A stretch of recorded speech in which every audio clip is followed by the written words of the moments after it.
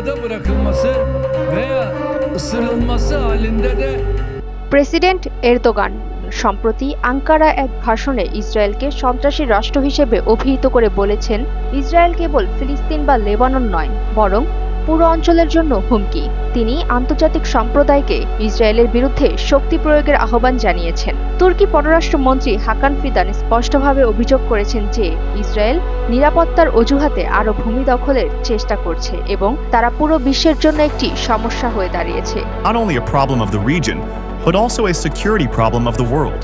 বিভিন্ন আন্তর্জাতিক গোয়েন্দা সংস্থা এবং সংবাদ মাধ্যমের যেমন নর্ডিক মনিটর দাবি অনুযায়ী তুরস্ক নিঃশব্দে একটি বড় ধরনের যুদ্ধের প্রস্তুতি নিচ্ছে। এর মধ্যে রয়েছে সামরিক সংহতি, তুরস্কের সামরিক ও বেসামরিক সম্পদ মোবিলাইজেশন বা একত্রীকরণের জন্য নতুন ডিক্রি জারি করা হয়েছে। ক্ষেপণাস্ত্র প্রযুক্তির বিস্তার, নিজেদের ক্ষেপণাস্ত্র ব্যবস্থাকে আরও শক্তিশালী এবং আধুনিক করার কাজ দ্রুত গতিতে এগোচ্ছে। সিরিয়া থিয়েটার, ধারণা করা হচ্ছে সরাসরি আক্রমণ না করা হলেও সিরিয়ায় ভূখণ্ড ব্যবহার করে তুরস্ক ইসরায়েলি স্বার্থে আঘাত হানতে পারে। তুরস্ক ইতিমধ্যে গাজায় মানবিক সহায়তার পাশাপাশি সেখানে সরাসরি প্রভাব বিস্তারের চেষ্টা করছে। এমনকি প্রয়োজনে গাজায় সেনা মোতায়েন করার ব্যাপারেও তুরস্কের পররাষ্ট্রমন্ত্রী আগ্রহ প্রকাশ করেছেন। তুরস্কের এই সক্রিয়তা ইসরায়েলের জন্য একটি বড় দুশ্চিন্তার কারণ হয়ে দাঁড়িয়েছে, যা যে কোনো সময় সরাসরি সংঘাতে রূপ নিতে পারে। সুমাইয়া ফারাজি, ইন্টারন্যাশনাল ডেস্ক, দৈনিক আর নিউজ।